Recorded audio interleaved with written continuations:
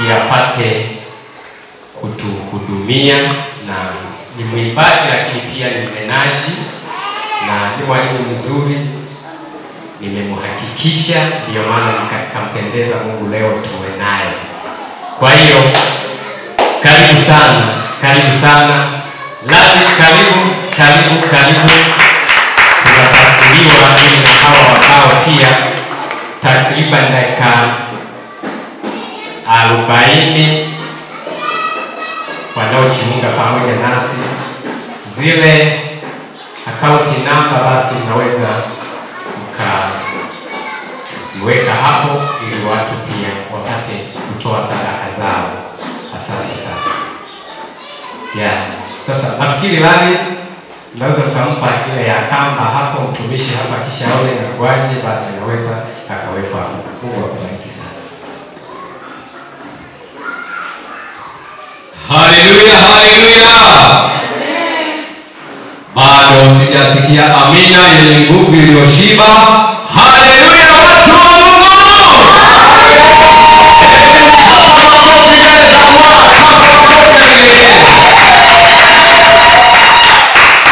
Natamani umshike mkono jirani yako, umwambie karibu nyumbani mwa Bwana.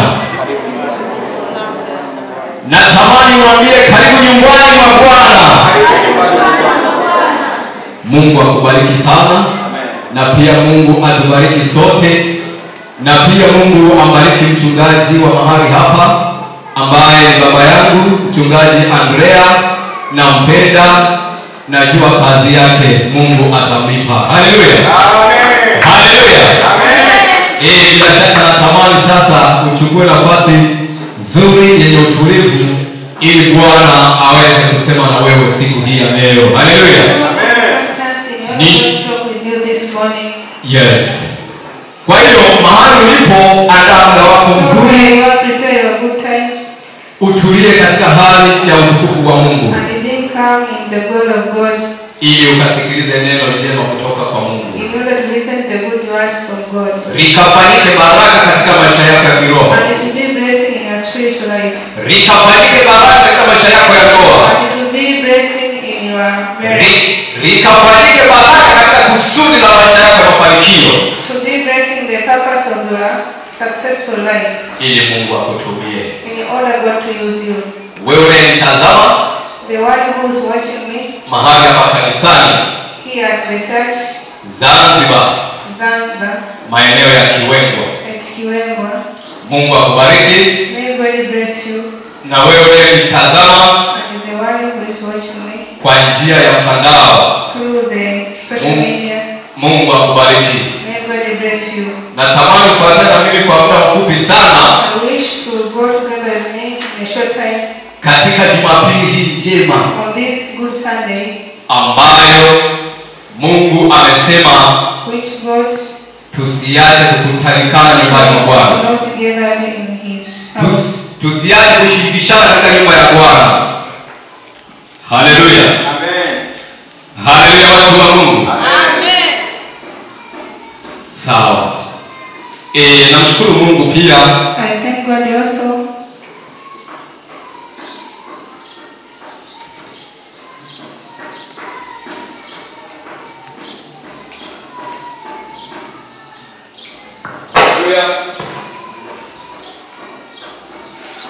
Bwana Yesu asifiwe. Namshukuru Mungu pia kwa kunipa kibali. Siku hii ya leo. Today, amenipa neema ya kufika mahali hapa. He gave me the grace of reaching here. Pamoja na mambo yote yaliyopita katika wiki hii iliyopita. Apart from those things passed on this week. Lakini Mungu amenipa kibali. But God gave me the license. Amenipa neema ya kuhudhuria madhabahuni pale. He gave me the grace of attending to His altar. Amenipa neema ya kuhudhuria kwenye kikao cha watu watakatifu. On the occasions of holy people. Kama na wewe umebarikiwa, naomba uchape makofi. Yes. Natamani tukaendelee na ujumbe. I wish to continue the message. Ujumbe wa Bwana unasema. The God said. Bwana Yesu asifiwe. Ujumbe wa Bwana. The message of the Lord unasema. Say. Dhambi. The sin. Unayeandika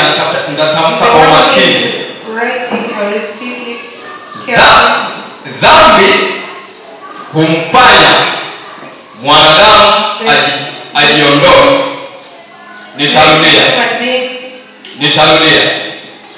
Dhambi humfanya mwanadamu The sin makes a human being ajiondoe to take himself off katika kusudi la Mungu. from the purpose of God. Hallelujah.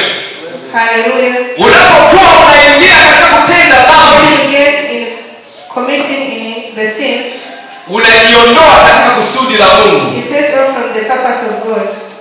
Mungu yawezekana Maybe God anapangia mambo mazuri ambayo wewe huyatarajia kuyafikia, those which you are not desiring to reach them.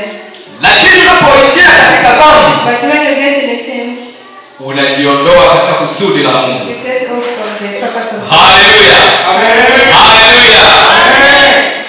Na neno hili And this word, natamani ukasikilize kwa umakini sana, I wish you to listen carefully ili nikusaidie, in order to be helpful, litusaidie to be helpful na niwasaidie wengine. and to help others. Hallelujah. Yesu alipokufa pale msalabani, When Jesus died at the cross, alilipia dhambi. died for the sin. Akasema yote yamekwisha msalabani. Paid all are over to the cross. Basi utambue ya kwamba So by knowing, unapotenda dhambi, when you do sins, unamrudisha Yesu msalabani. you take back Jesus to the cross. Kama mtu mmoja tuko pamoja, naomba achape makofi na vigelegele. Haleluya. Unapoendelea kutenda dhambi, You continue to do the sins, unaendelea kumrudisha Yesu you msalabani. continue to take back Jesus at the cross. Anasema Yesu, Jesus said, njooni kwangu ninyi nyote. come all of you, Njooni kwangu ninyi nyote come all of you, msumbukao those who are na kuelemewa. Msumbukao na kuelemewa those who are disturbed na mizigo ya dhambi, with the ravage of sins, nami nitawapumzisha. I will give you a rest. Bwana Yesu asifiwe. Praise the Lord. Natamani tukaingie katika ujumbe huu. I wish to God this message. Mtu mmoja naomba afungue Biblia yake. Open the Bible. Afungue Biblia kwenye kitabu cha Mwanzo. Open the book of Genesis. Kitabu cha Mwanzo sura ya 2 mstari wa 16. Genesis chapter 2 verse 16. mstari wa 16 hadi 17. Soma kwa neema ya Bwana. hadi wa 17. Biblia inasema, Amina. na Mungu akamwagiza huyo mtu, Ndio. akisema, matunda ya kila mti wa bustani waweza kula, Ndio. walakini matunda ya mti wa ujuzi wa mema na mabaya Ndio. usile, kwa maana siku utakapokula matunda ya mti huo utakufa. Ndio. Bwana Yesu asifiwe. Praise the Lord. Mungu akubariki sana May mtumishi wa God Mungu. bless you. Bwana Mungu aliwaagiza au alimwagiza Adamu Commanded Adam katika bustani ambayo Mungu alimweka Adamu baada ya kumuumba. after creating him. Adamu akapewa maelekezo na Mungu. Adam given instruction with God. Tunaona hii Adamu anapewa maelekezo katika bustani ya He Eden. was given instruction in the Garden of Eden. Mungu anamwambia Adam, God told Adam, matunda ya miti yote bustanini the fruits of all trees in the garden, unaweza ukala, you may eat them, lakini isipokuwa mti mmoja but not one tree, ulio katikati ya bustani, which is at the middle of the garden, asiule wala kusogelea, do not use all to go nearby it. maana atakapoula ule mti, Because if you will eat that fruit, atakapokula ile tunda, if you will eat that fruit, hakika atakufa. indeed you will die. Haleluya. Amen. Haleluya wana wa Mungu. Amen. Mungu anamwekea uhakika Adamu God give me the ya kwamba utakapokula ile tunda, hakika yake utakufa. fruit, you will die.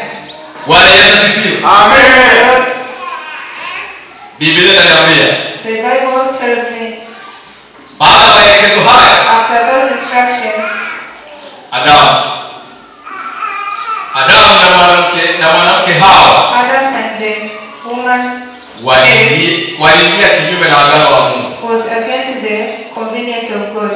Waliingia kinyume na maelekezo ya Mungu. Was against the instructions of God. Hello. Hallelujah. Hallelujah. Mungu anapokupa maelekezo When God gives instructions na kukuwekea marufuku, lazima ukae kwenye mazingira ya maelekezo ya Mungu. in the occasions of the instructions of God. Hallelujah. Hallelujah. Hallelujah. Hallelujah. Dhambi The sin, unapoitenda, when you do, unajiondoa you take yourself away kwenye kusudi la Mungu. from the purpose of God.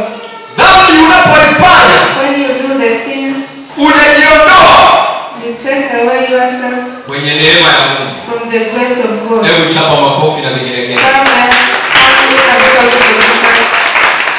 Bwana Yesu asifiwe. Natamani mtu mmoja alisomea Waamuzi. Natamani mtu mmoja alisomea Waamuzi. Bwana Yesu asifiwe. Kabla Waamuzi, natamani tumalizie pale mwanzo. Msomaji wangu naomba turudi pale mwanzo. Tuangalie ni nini kilichompata Adamu. Ni nini ambacho Adamu alifaidika nacho katika dhambi? Ni nini Adamu ambacho aliishi nacho kwa wakati ambapo ameenda nje na maelekezo ya Mungu? Msomaji, soma sura ya 3 mwanzo mstari wa 1 mpaka 19. Mwanzo sura ya 3 mstari wa 1 mpaka 16. Naomba utiririke. Nasoma kwa neno la Mungu. Amen. Basi nyoka alikuwa mwerevu kuliko wanyama wote wa mwitu aliofanya Bwana Mungu. Ndio. Mwambia mwanamke, ati hivi ndivyo alivyosema Mungu, msile matunda ya miti yote ya bustani? Mwanamke akamwambia nyoka, matunda ya miti ya bustani twaweza kula, lakini matunda ya mti ulio katikati ya bustani Mungu amesema msiale wala msiaguse, ndio msije mkafa. Ndio. Nyoka akamwambia mwanamke, hakika hamtakufa, kwa maana Mungu anajua ya kwamba siku mtakayokula matunda ya mti huo mtafumbuliwa macho, ndio nanyi mtakuwa kama Mungu, mkijua mema na mabaya. Ndio. Mwanamke alipoona ya kuwa ule mti wafaa kwa chakula, wapendeza macho, nao ni mti wa kutamanika kwa maarifa, basi alitwaa katika matunda yake akala. Ndio. Akampa mumewe, naye akala. Unaweza kaweka kituo. Haleluya. Haleluya. Biblia inasema baada ya kuagiza Adamu na Mungu, after God to be sent by God, maelekezo pale bustanini, the instruction in the garden, hapo ndipo Mungu alipoachilia nafasi kwa Adamu. gave the chance to Adam. Alikuja shetani.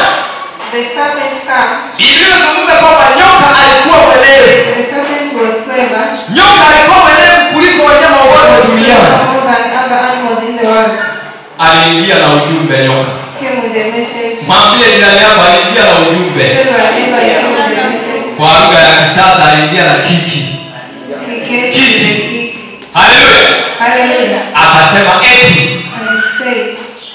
Kwa hiyo baada ya kuambiwa na yule nyoka kwamba haya matunda au mti all this tree, wa kwamba matunda ya mti huu the fruits of this tree, mtakapokula when you eat, hautakufa, you will not die, bali mtajua mema you will know na mabaya. the good and bad. Bwana Yesu asifiwe. And the Lord, Mtafumbuliwa macho, will be opened the eyes, na mbaya zaidi and the bad thing, akasema he said, mtakuwa kama Mungu. you will be like God. Haleluya. Hallelujah. Mtakuwa kama You will be like Mungu. God. Mwanamke The woman, alipoliangalia ile tunda, after looking on that fruit, akaliona tunda zuri, he saw it good. tunda lenye kupendeza, He saw it good, tunda lenye kuvutia which is attractive kwa maarifa. for the knowledge. Biblia inasema The Bible says alichuma lile tunda, he took that fruit. akalila. She eats. Alipolila After eating, akampa na mumewe Adamu. she gave unto his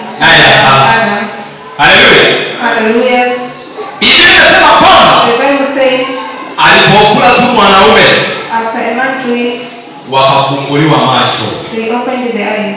Haleluya. Hallelujah. Haleluya. Hallelujah. Haleluya. Hallelujah. Katika andiko hili From this word, linatufundisha nini? what is teaching us? Linatufundisha habari It's teaching us about ya kutokukeuka maagizo ya Mungu. to not go against the God's instructions. Bwana Yesu asifiwe. Amen. Ulipookoka When he was saved, ukaapa kwa kinywa chako. Nitarudia. Ulipookoka when he was saved, ukaapa kwa kinywa chako. you convenient by your Ukasema na kupenda Bwana. said I love you God. Ukasema futa jina langu And he said kwenye kitabu cha my hukumu. name in the book of Andika jina langu write my name kwenye kitabu cha uzima. in the book of everlasting life.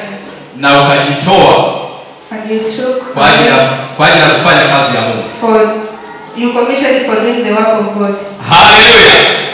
Haleluya. Lakini unapoingia katika safari ya wokovu, When you get in the journey of salvation, unakutana na mambo mbalimbali. you find different things. Unakutana na matunda mbalimbali. You meet with different fruits. Unakutana na sura mbalimbali. You meet with different faces. Unakutana na vishawishi mbalimbali. With different things. Unakutana na mapito mbalimbali. Haleluya. Hallelujah.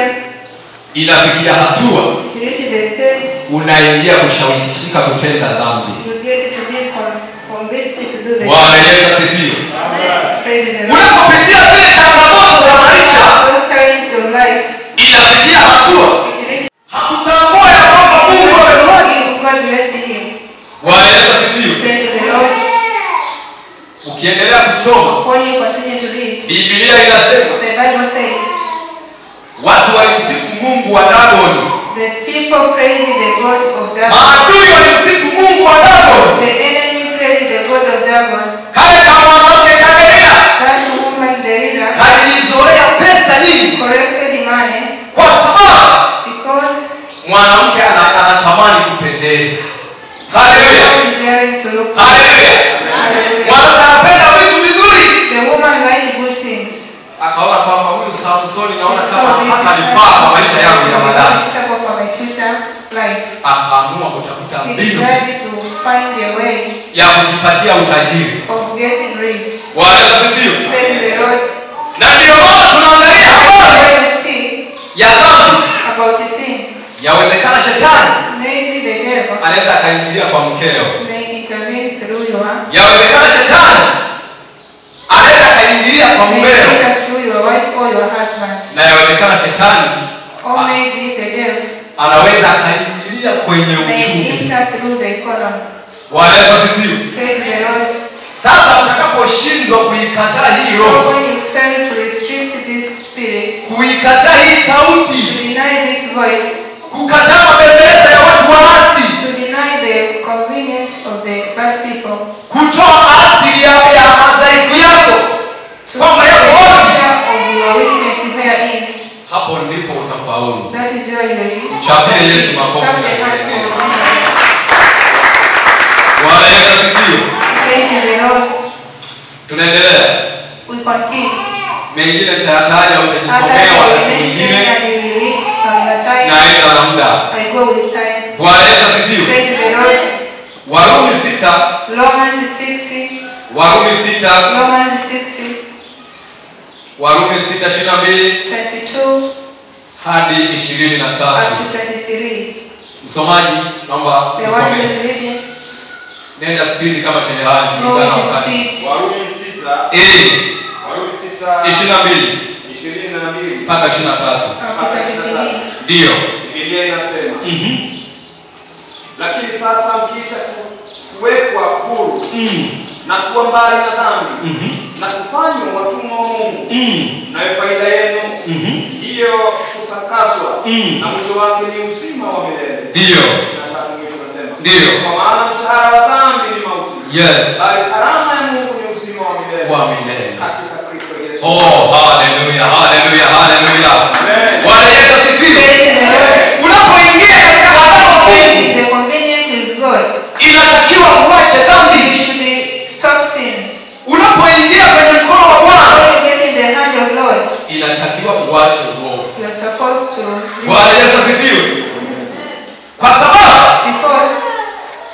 mshahara wa dhambi The wage of ni the mauti. sin is death. Bwana asifiwe.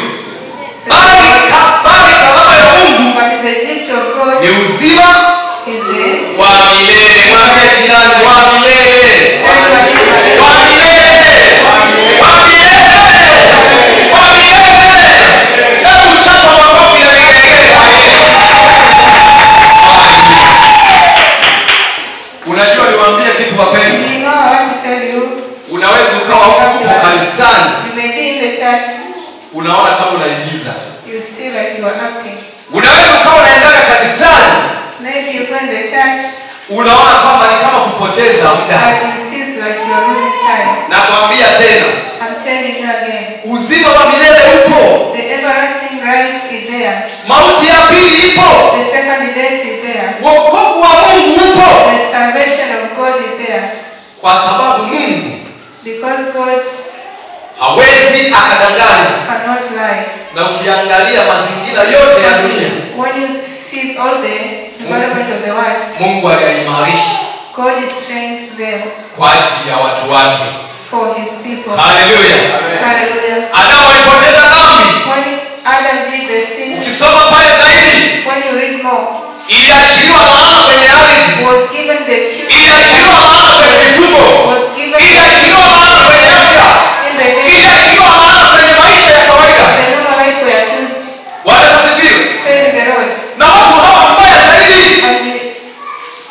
hawa mbaya zaidi, And dividing these people hawakugundua siri ya kutubu. did not recognize Sema kutubu. about you confessing.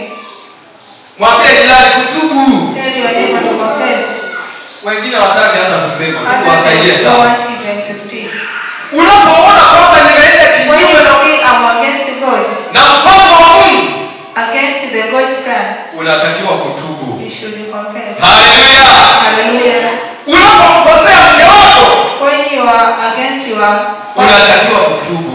you should confess. Haleluya. Hallelujah. Neno msamaha ni neno dogo sana, lakini The linaweza word likawa forgiveness is a short linaweza likawapeleka mpaka uzeeni. but can take you even to the elder. Bwana Yesu asifiwe.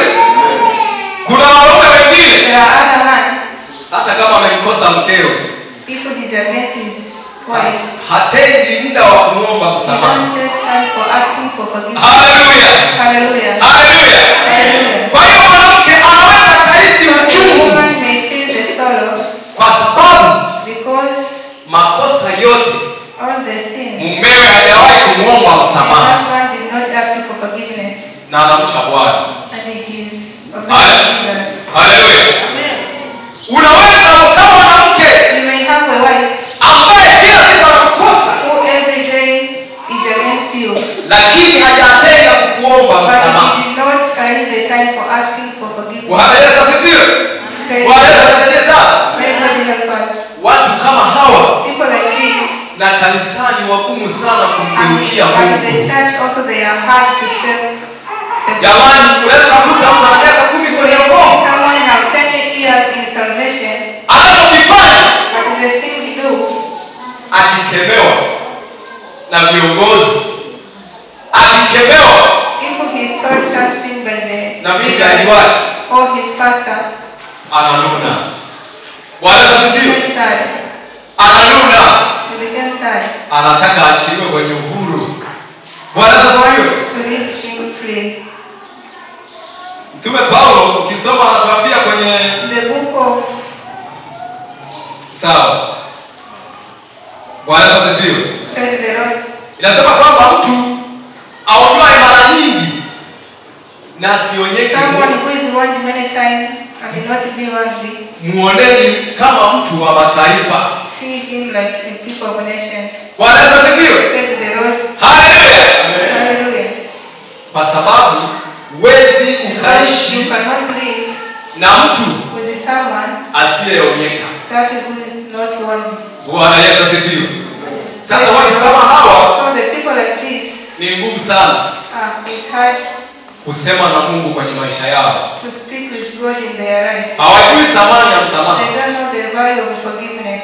Hawajui thamani ya msamaha. They don't know the value of forgiveness. Hawajui thamani ya kutubu. They don't know the value of asking for forgiveness. Ukiangalia Kaini, When you see Cain, alipomuua ndugu yake Abel, after killing his neighbor, Mungu alizungumza naye. God speaks to him. Lakini Kaini But Cain hakuwa na muda wa kutubu. had no time to confess. Maneno ya Kaini yalikuwa ya jeuri. The words of Anamwambia Mungu, and he told God, anamwambia Mungu, told God, umenifanya kwa mlinzi wa ndugu yangu mimi. you made me to be. Hakutenga muda He did not get time wa kuomba msamaha mbele za to Mungu. ask him for forgiveness. Haleluya. Hallelujah. Haleluya. Hallelujah. Haleluya. Hallelujah. Natamani kupeleka kwenye point I utaziandika. will the point you write there Halafu utaendelea mwenyewe. and you continue yourself. Bwana Yesu asifiwe. Praise the Lord. Jambo la kwanza ili First thing, tupate namna ya kuishinda dhambi. in order to overcome the sin, Yule unayeandika unaweza kuandika. the one who is taking note you may write. Ili upate namna ya kuishinda dhambi. The way of overcoming the sins, Kuna mambo yapo there are things ambayo nimeorodhesha mimi mahali hapa, which I listed here. ni mambo matatu tu. Are three things only. Bwana Yesu asifiwe. Praise the Lord. Lakini yapo zaidi But there are more na zaidi. and more. Bwana Yesu asifiwe. Praise the Lord. Jambo la kwanza, The first thing, ukoseapo, when you do the sins, omba msamaha. ask for forgiveness. Hello. Hello? Hello. Hello? Unapotambua kwamba mimi kosa yangu hili hapa, My mistake is this. mfuate uliyemkosa kwa upendo Follow na the upole. one who against, Kamwambie mtumishi wa Mungu, and he said, the servant of God, nami ni binadamu, I'm a human being. nilipitikiwa. Nami ni binadamu, I'm a human being. niliingia katika makosa. I get in his Naomba unisamehe. Please forgive me. Haleluya. Hallelujah. Mtu kama huyu The people like this, Mungu anaachilia neema tena. God give the grace again. Hilo ni jambo la kwanza. That is the first thing. Jambo la pili, The second thing, kisha then fuata maelekezo ya Mungu. follow the instructions of God. Halo. Hello? Kama jirani yako ana usingizi fulani, muamshe tu. If you are Mwambie able to hili sleep, neno awake him or her. ni faida yetu. Tell him this word, it is our. Bwana asifiwe. Utakapoingia kwenye kuomba msamaha, After getting in asking for forgiveness, halafu ukaendelea kushika sheria ya Mungu. continue to get Unapoishika sheria ya the Mungu, commandment of God. inakupeleka kwenye neema It zaidi. will take you to the grace. Inakupeleka kwenye baraka It zaidi. will take you to the Inakupeleka kwenye mafanikio zaidi. Inakupeleka kwenye ushindi zaidi. Unaona mkono wa Bwana zaidi. Haleluya. Hallelujah. Watu wengi wamepoteza kazi Many people wrote the kwa sababu because wakosapo when they are hawajui kuomba msamaha. they cannot ask for forgiveness. Adamu pengine angemwomba Mungu msamaha. If Adam could ask for forgiveness, Wanadamu tusingekula majasho.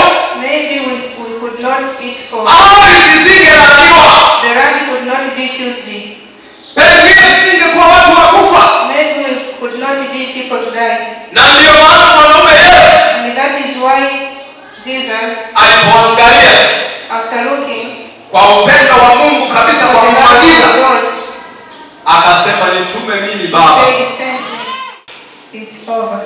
Na kwa kuwa na wewe unampenda, And because you love her, utajitahidi kadri ya uwezo you wako will try your best mpaka utaingia katika dhambi, until you get in sin.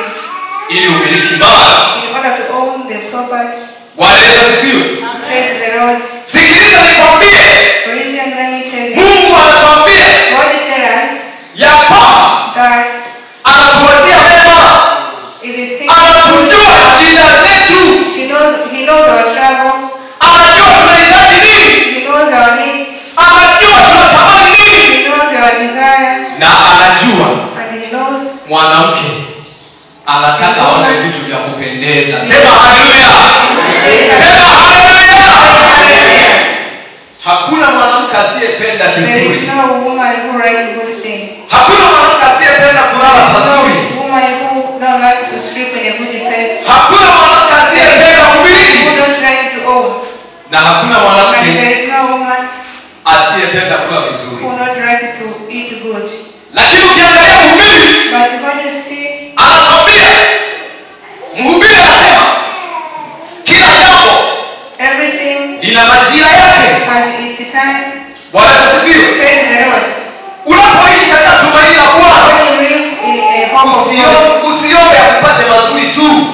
don't ask for goods only. Usiombe akupate mema tu. Don't ask to get goods only. Imani ili zibitike, The faith, in order to be verified, lazima upite kwenye moto kama dhahabu. comes in fire like the gold. Baadaye utang'ara. And then you will shine. Haleluya. Hallelujah. Haleluya. Hallelujah. Mwanajeshi A soldier, awe soja maalum, awe kamanda amiri jeshi, a soldier, lazima apitie katika mafunzo. he should pass in training. Mafunzo yaliyo magumu The heavy training ya hatari ya kufa. of the danger of death. Huyo ndiye ataibuka That is mshindi. one will be a victor. Bwana Yesu asifiwe. Praise the Lord. Haleluya. Hallelujah. Haleluya. Hallelujah. Lakini kama unatamani kuwa mwongozi au kuwa kiongozi A leader, bila mafunzo, without training, hautafanya you vizuri. will not do good. Haleluya. Hallelujah. Ile mali yako unayoichuma The property kwa business kidogo kidogo, slowly. unaikusanya kwa kidogo kidogo, You correct it slowly. ukija kumiliki After owning, utakuwa na uchungu you will have. wa kuitawanya ovyo ovyo. Bwana asifiwe. Hallelujah. Mali yako unapokuwa unaichuma kwa kidogo kidogo, When you collect it slowly, unapokuja kumiliki after owning, unakuwa na uchungu na ile mali, you have the, maana ulizichanga. because you collect. Jamani, kama tuko pamoja, natamani kulisikia makofi na vigelegele kwa Yesu. Haleluya, haleluya. Waamuzi, naomba nisikilize kwa makini sana. Fungua kitabu cha Waamuzi, The book of Judges. kitabu cha Waamuzi. Uandae kitabu cha Waamuzi. Prepare the book of Judges. Bwana Yesu asifiwe. Praise the Lord. Uandae kitabu cha Waamuzi Prepare the book of 16 Judges 16, na mstari wa 15 hadi verse 22. 15 up to 22. Utulie mahali hapo kwanza, nitakuruhusu. Keep come there with the Lord. Bwana Yesu asifiwe. Praise the Lord. Hii habari ya Adamu alipoingia katika dhambi, When Adam get in the sin, wakamuasi Mungu. and they get against God, Hapo ndipo mwanamke that is where a woman alipopewa was given adhabu. the punishment. Haleluya. Hallelujah.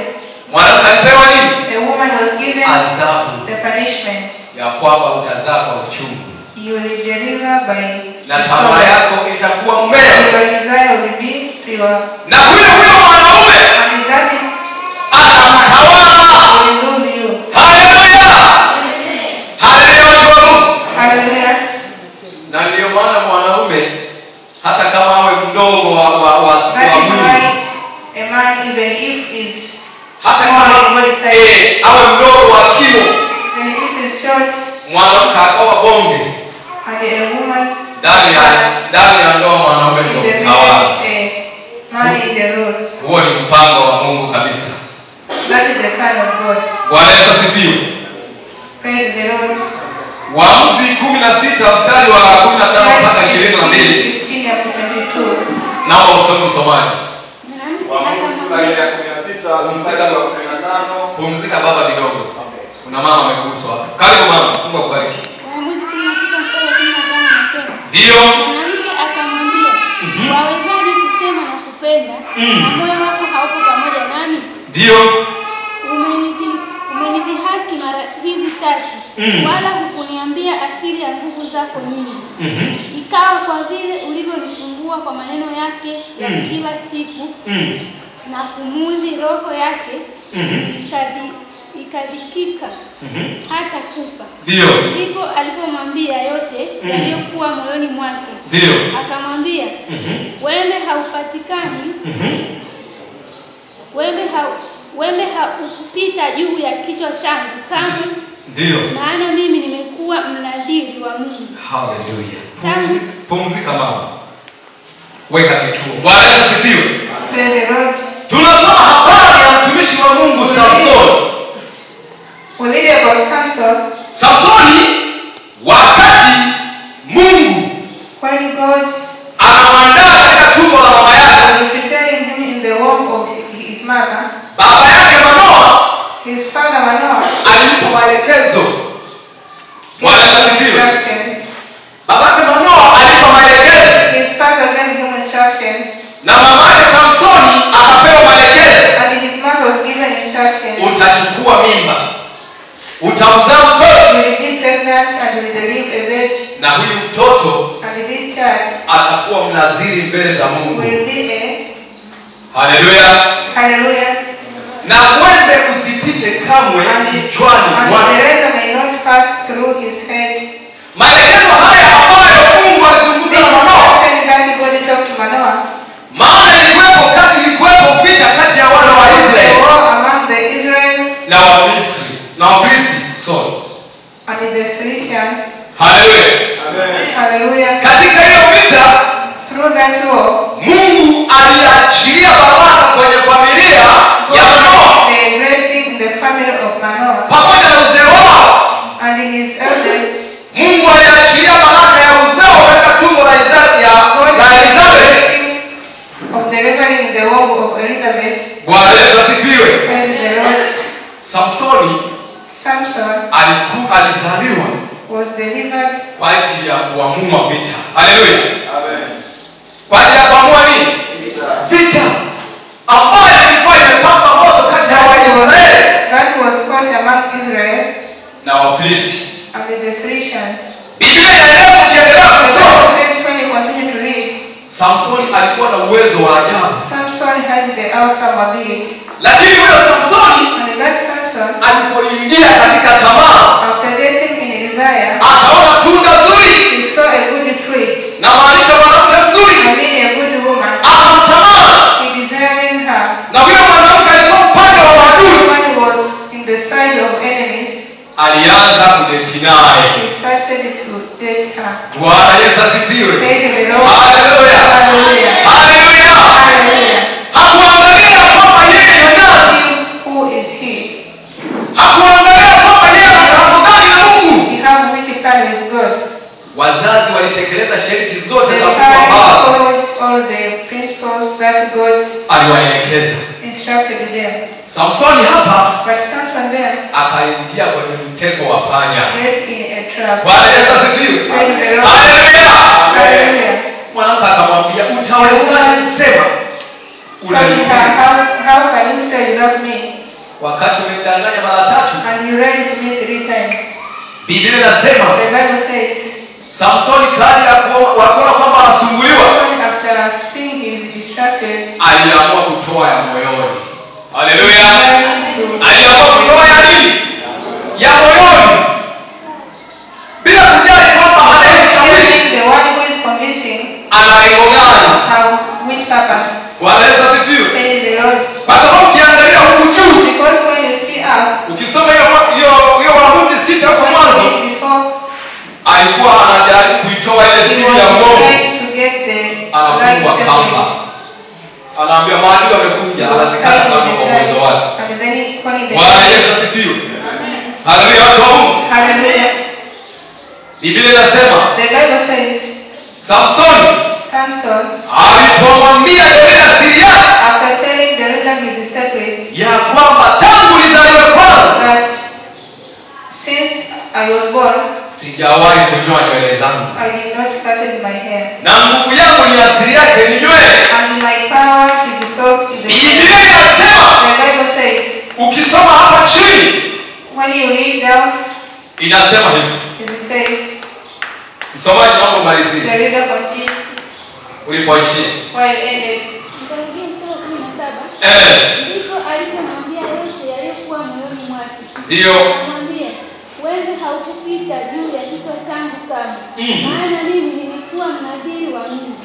Tangu tumboni mwa mama yangu nilitolewa, ndipo nguvu yangu zitanitoka, nami nitakuwa dhaifu, nitakuwa kama wanadamu wenzangu.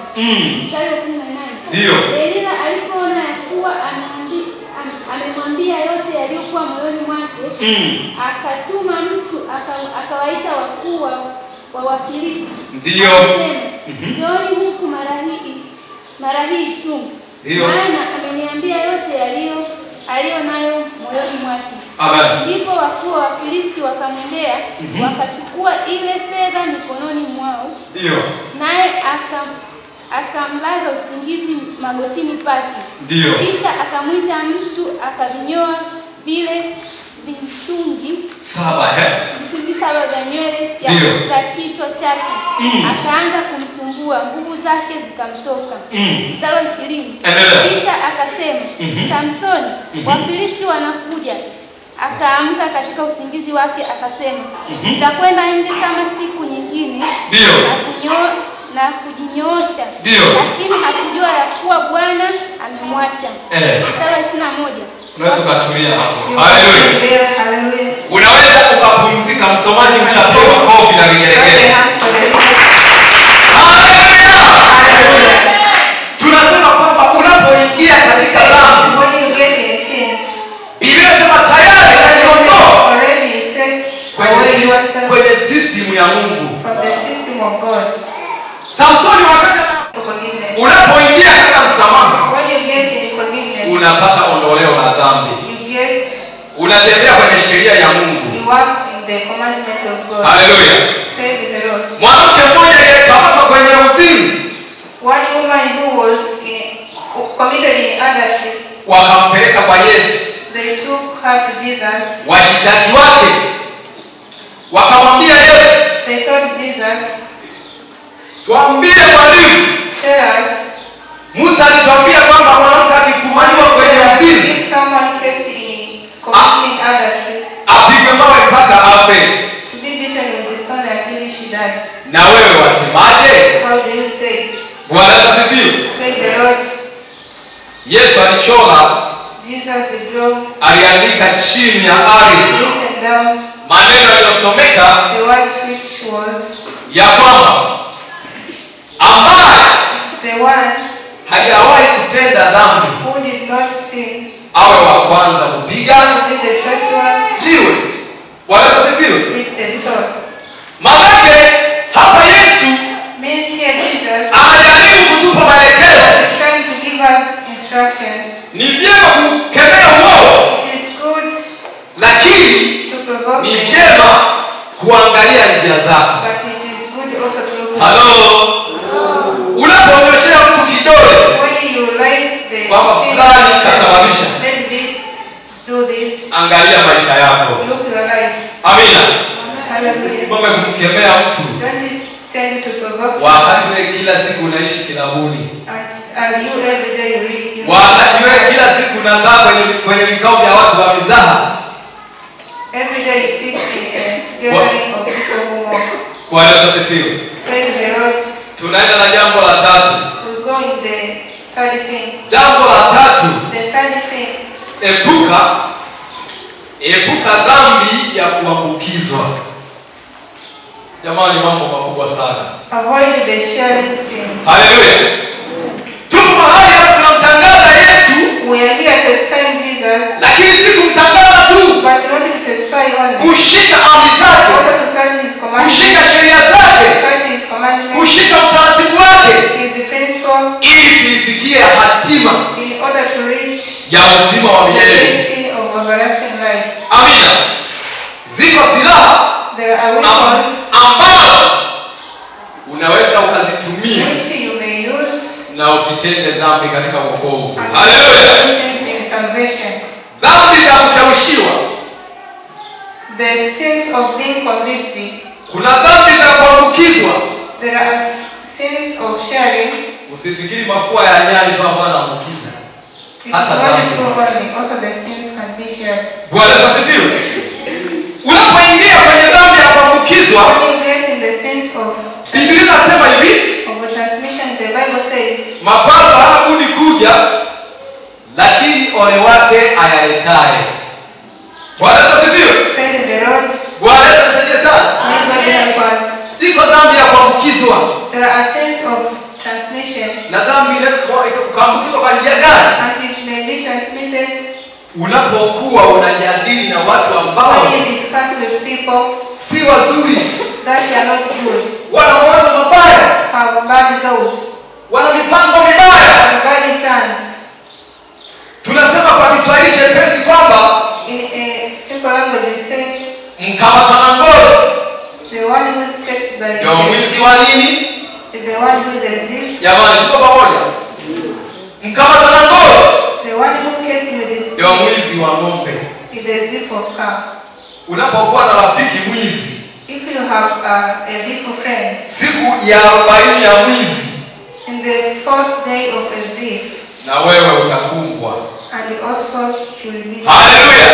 Kwa Hallelujah. sababu uko pete na Because na kidole. you are confined.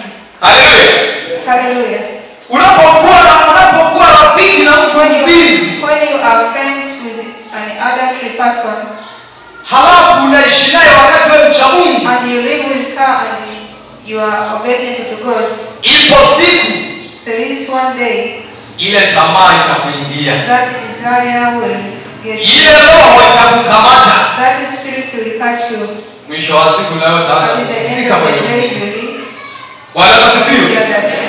Unapokaa na mtu mmoja Sit with someone who is a liar na akawa rafiki yako and to be your friend bila kumwonya, without warning him, siku ya 40 yake, and the 4th day, mwisho wa siku na wewe, at the end of the day, and you, hilo roho itakukamata that kwa kitu spirit will kimoja. catch you and you will do one thing. Bwana asifiwe. Praise the Lord. Na ndio maana tukiangalia kwenye Misali That is why when you look in, inasema kwamba the Bible says, iandika, tutaenda kujisomea Misali. right, you got to read yourself, Proverbs. Bwana asifiwe. Praise the Lord. Misali 1:10. Proverbs 1:10. Hii Misali 1:10 This inatuonya Proverbs 1 has, kwa sababu wanadamu because a human tuna being, tabia moja we have one behavior ya kutazama kitu of looking at things kikakuvutia, and to attract you. ukakiweka kwenye akili ya Put ufahamu, it in your mind. baadaye ikaja kwenye moyo, After that, it comes into heart, baadaye unaanza kujaribu. and then you try. Bwana Yesu asifiwe. Praise the Lord. Haleluya, watu wa Mungu. Hallelujah. Haleluya, watu wa Mungu. Hallelujah. Kwa hiyo haya mambo yote So all these things, huwezi ukashinda you safari ya kwenda cannot mbinguni overcome the trip, the journey to the heaven, bila kujitenga nayo haya. without segregate yourself from this. Ukijitenga na haya mambo, If you segregate yourself from this ukakaa karibu na watumishi wa Mungu, and get near by the servant of God, hata kama ikitokea kosa then kazini if will happen a mistake at the au kijijini kwenu, or in your village, watakutetea wengine. Bwana asifiwe. Kwa sababu unapotembea binadamu, because when you work as a human being, tunaangaliwa na dunia, the world look at you, tunaangaliwa na jamii the society look at us, inayokuzunguka. what is surrounding you. Watakaposema fulani ni mwizi, When they say this is the thief, jamii itasema hapana. society will say no. Watakaposema fulani ni mzinzi, When they say this is the other, jamii itasema hapana. society will say no. Lakini kama kazi zako ndizo But hizo, if the work, watasema hakika they wao will say tunamuona. indeed, we already say it. Bwana asifiwe. Praise the Lord. Kutunza utakatifu ni kazi. To keep the holiness is Naenda work. kumalizia. I'm going to finish. Naenda kumalizia. I'm going to finish. Inaendelea kusema I'm continuing to say kuna dhambi there are sins, za midomo. Bwana asifiwe. there are oral sins, Kuna dhambi za midomo, there are oral sins. nikimaanisha ulimi. I mean the tongue. Ulimi huu mdogo This is small tongue. unaweza ukasababisha May cause ndoa ya watu ukaivunja. to break the marriage. Ulimi huo mdogo The smallest unaweza ukasababisha may cause ukajitenga na familia. to segregate yourself from the family. Ulimi huo mdogo The same tongue unaweza may cause ukawatawanya watoto wako. Bwana asifiwe. to scattering your children. Dhambi ya ulimi tuichunge. We should take care about other sins. Na kuna dhambi ya macho. And Bwana asifiwe. Iko dhambi ya macho. The vision sins. Kwa nini nazungumzia dhambi ya macho? Why do I speak about vision sins? Biblia inasema hivi. The Bible says, unapomwangalia kwa kumtamani, when you look someone by desiring, hususan mwanamke, especially a woman, tayari umeshazini naye. You already conducted the others. Bwana asifiwe. Haleluya. Hallelujah. Unapotamani, when you desire, umeingia kwenye uzinzi. You get in adultery. Unapokuwa mtu wa hasira, when you are angry people. Hello. Unapokunja sura kumtazama mtu, when you wrinkle your face to look. Ukisoma Isaya, if you read the book of Isaiah, na yenyewe ni dhambi. And that is a sin. Na pia kuna dhambi ya mawazo. And there are a sin of thoughts. Bwana asifiwe. Haleluya watu wa Mungu. Hallelujah. Kuna dhambi ya mawazo. Wewe mahali ulipokaa unafikiria mawazo mabaya. Think about bad things. Fikira zako za kuwaza mbaya. Thoughts are bad. Tayari unaingia katika dhambi. You get in sins. Bwana akusaidie sana. May God help us. Andika kitabu ambacho tena ukisomea. Go to read yourself. Isaya 44. Isaiah chapter 41. 21. Verse 21. Na Isaya. And Isaiah 1. 18 mpaka 20. up to 20. Bwana asifiwe. Praise the Lord. Ili tupate kuwa watakatifu. In order to be holy. Afanye Mungu kusudi ambalo likusudia kwa maisha yetu. In your life. Lazima tuyashike haya mambo. We should take these things. Wewe unanisikiliza? The one who is listening. Unanitazama? Who is watching at me. Bwana anatoa maelekezo. God give instructions. Hauwezi ukaishi You cannot live katika Bwana bila maelekezo. in God without instructions. Hauwezi ukamiliki You cannot own maisha matakatifu bila maelekezo. life without instructions. Hauwezi kama una familia bora. You cannot be a good family. Kiongozi A leader bila maelekezo. without instruction. Na hauwezi kuwa mchungaji You cannot be a pastor. mzuri A good pastor bila maelekezo. without instructions. Hello. Hello. Naomba usimame. Stand up. Naomba usimame. Stand up. Wanapenzi karibu. Praise team, welcome. Nataka nikamsihi Mungu I'm going to ask the Lord atuondolee to remove from us sauti za mawazo mabaya. the voice of bad thoughts. Atutenge na shauku ya uovu. Segregate from the Miili desire yetu of our body isitawaliwe na uovu. to not be overcome by that. Tusiangalie dunia inavyoenenda To not look how the world goes. tukaona yenyewe ndio inafurahisha, The sweet is good. yenyewe ndio inakuwa nzuri zaidi, The sweet is not good. tukamwacha Bwana, Leave Jesus. tukajiondoa kwenye kusudi la Mungu. Take away from the Mungu ametuumba God created us ili tumiliki. in order to own. Mungu alituumba God created us ili tutawale. in order to rule. Mungu alituumba God created us ili tuishi katika pendo. in order to live in love. Lakini unapowaka dhambi, But when wakati wako sasa, kama yupo mtu amekuja kuokoka, amekuja kujiunganisha na neno la Mungu na madhabahu ya Mungu na sauti ya Mungu, karibu wakati wake ni sasa. Kama wote tumeokoka, tunampenda Yesu, basi inamisha kichwa chako nami nitaomba kwa imani. Baba yetu na Mungu wetu uliyeziumba mbingu na ardhi, wewe ni Mungu wa wote wenye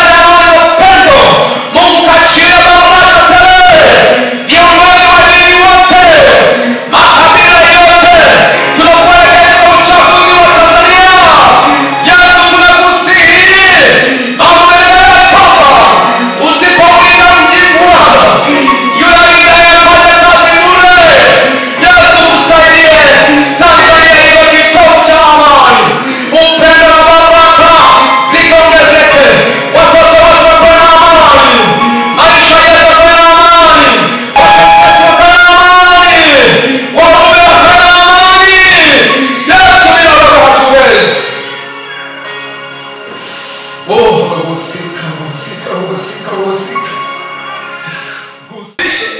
to change them. awatenge na marafiki wao, To segregate from bad friends. awatenge na mawazo mabaya, Segregate from bad thoughts. awatenge na roho za kutokusamehe, Segregate from the spirit of not forgiving. awatenge na roho za kutokufuata amri ya Mungu. The spirit of not following the God's commandments. Naomba waimbaji tuendelee. Sing us to continue. Haleluya. Naomba apite mtu mmoja mbele anayesikia sauti Step forward in the one ambaye anatamani Mungu afanye jambo katika maisha yake. who wants God to do something. Anatamani kama leo Mungu amekumbua moyo wake, akapata kushinda yote yanayomzunguka. Kuna wengine wote wanatazama watu, japokuwa sauti anaisikia anajifanya kuwa mzito. Mungu wake anashuka na kusema na kila mtu. Natamani sauti ya juu unayafundisha. Nyanyua mikono yako juu.